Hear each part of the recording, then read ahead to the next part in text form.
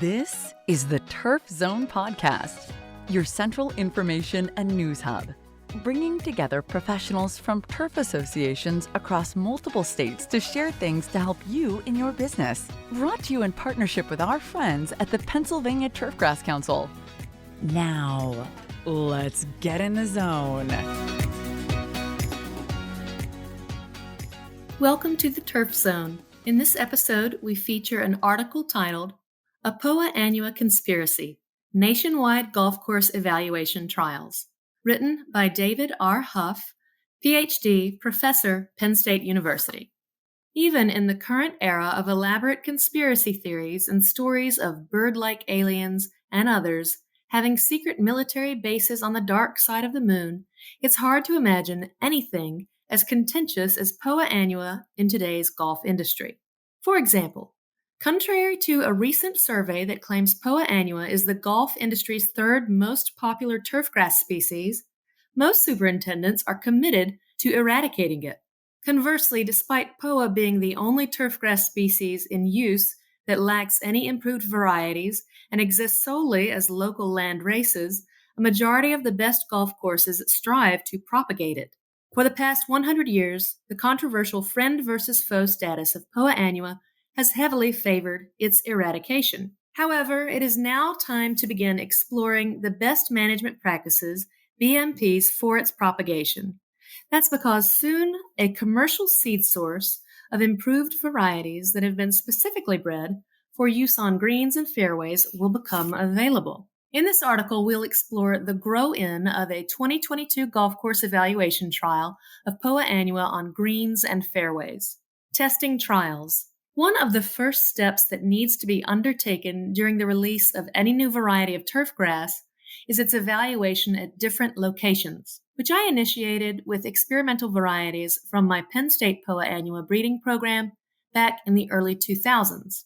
I first trialed my experimental Poa annua varieties back in 2002 at Appowamus Golf Course, Rye, New York.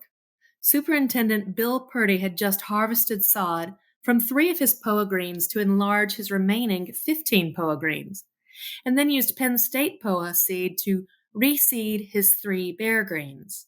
Establishment went well, and his members were thrilled with results. However, about 10 years later, we realized that the problem with Poa annua commercialization was not varietal development, but rather varietal instability during seed production, and it took another 7 years of research after that to solve the problem.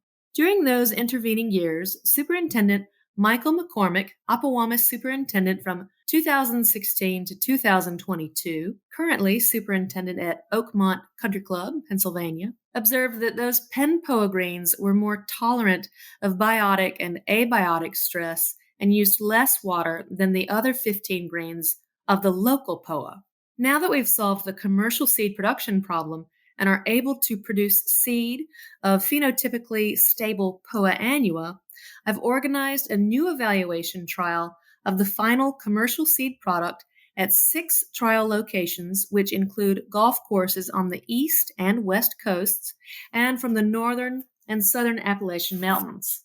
This new 2022 Poa annua trial has now been established at 5 of the 6 trial locations, with the Cypress Point Club, California trial delayed due to weather and events to be established in July 2023.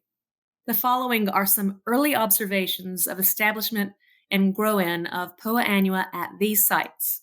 Seeding grades. Early in the breeding program, there was never enough seed to plant the areas we needed to establish, so we had to stretch seedings to their maximum lowest rates in order to plant the largest possible sized areas we could. As such, we've planted greens as low as 0.3 pounds per K, but those areas took an entire growing season to properly fill in. We eventually settled on a 1 pound per K seeding rate, which is a relatively low seeding rate for Poa, but after a fall planting, it gave us an opportunity to watch the experimental varieties complete their grow-in during the following spring, and we had full stands to evaluate over their first summer. Personally, I prefer low seeding rates because it results in strong, healthy seedlings as compared to extremely high seeding rates, greater or equal to 3 pounds per K, which results in overly dense, weak seedlings that encourage diseases like damping off disease caused by Pythium or Rhizoctonia due to interplant competition, low light, and poor air circulation. For the 2022 POA trial, we increased the seeding rate to 1.25 to 1.3 pounds per K. However, in hindsight, I would have liked to have increased this rate to 1.75 to 2.0 per K, which I think is a good compromise between healthy seedlings and rapid establishment. Planting dates. A range of planting dates have been a natural outcome of the various trial locations, and we found that the PA33 Poa annua variety is capable of becoming established at any dates we've planted throughout the year. The new Appomattox Golf Course in New York City trial was planted June 12, 2022, and this grow-in took place over the warm, humid summer.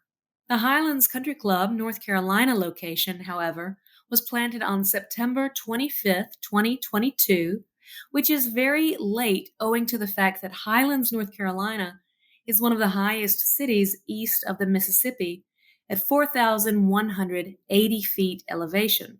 Thus, Highlands grow-in started with temperatures in the 30s and 40s Fahrenheit, and with the cold spring weather, has never really experienced any warm temperatures right up to the time of writing this article. Despite these cold temperatures, PA33 has become established, and the Highlands nursery area will fill in nicely with some warm weather, added fertility, and close mowing.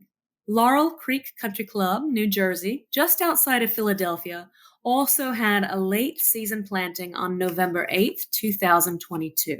However, a late fall fertilization of organics on December 8th and playing the on-off game with covers throughout the winter enable the green to fully grow in by March 13th, 2023. The remaining two locations, Wildwood Country Club and Penn State, both were planted on September 9th, 2022. While both these sites are similar in elevation and fall, winter, spring temperatures, their difference in establishment seems to be primarily related to differences in mowing heights during the initial period of establishment. Mowing. One of the more interesting observations made in the 2022 trial to date involves mowing height differences during initial seedling establishment. All of the trial locations, except for Penn State, established their Poa annua under an initial mowing height of 0.30 to 0.35 inches for the first several months, and by months 5 or 6 had only reduced the height of cut down to 0.25 inches. Whereas at Penn State, we had already achieved a 0.125 inch height of cut by 6.5 weeks after planting and had vertical mowed in 2 directions by that time.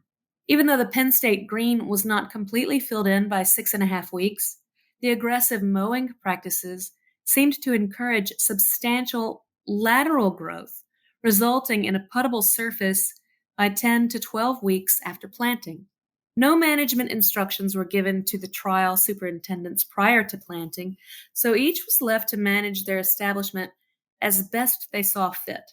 Thus, it was curious to me that such a wide range of experience and locations all managed the Poa establishment so similarly. It was only when Elliot L. Dowling, USGA Regional Director, East Region, had commented that it seemed as though all of these superintendents were managing their Poa grow-in as though it were creeping bent grass, that it dawned on me that no one had actually had the experience of growing in Poa annua directly from seed. In the future, such trials will also help us to find and identify those management practices that will most quickly and properly establish playable surfaces from newly seeded Poa annua. Summary and conclusions. Thus, in addition to evaluating the performance of Poa annua, varieties specifically bred for greens and fairways, golf course evaluation trials will also serve to identify BMPs for seedling establishment, grow-in, and eventually maintaining Poa annua playing surfaces. Currently, there is little information available for BMPs regarding propagation of Poa annua playing surfaces. One good source of such information is a brief overview by Professor Tom Cook, Oregon State University. The use of Poa annua on golf courses will likely always be controversial. However, with a steady seed supply of improved Poa annua, we'll be able to begin assessing the known knowns and the known unknowns regarding the maintenance of Poa annua, as well as no doubt discover as many unknown unknowns as we are willing to admit to concerning the utility and performance of Poa annua on golf course playing surfaces. Conflict of interest disclosure. Dr. Huff has a financial interest in Penn Poa LLC. This interest has been reviewed by the university in accordance with its individual conflict of interest policy for the purpose of maintaining the objectivity and the integrity of research at the Pennsylvania State University. For all resources associated with this article, check out our show notes. Don't miss an episode.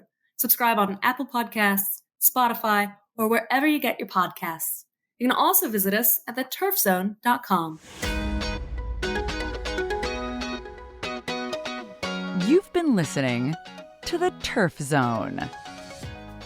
For more episodes of The Turf Zone, visit theturfzone.com and subscribe on Apple Podcast, Stitcher, or your favorite podcast app.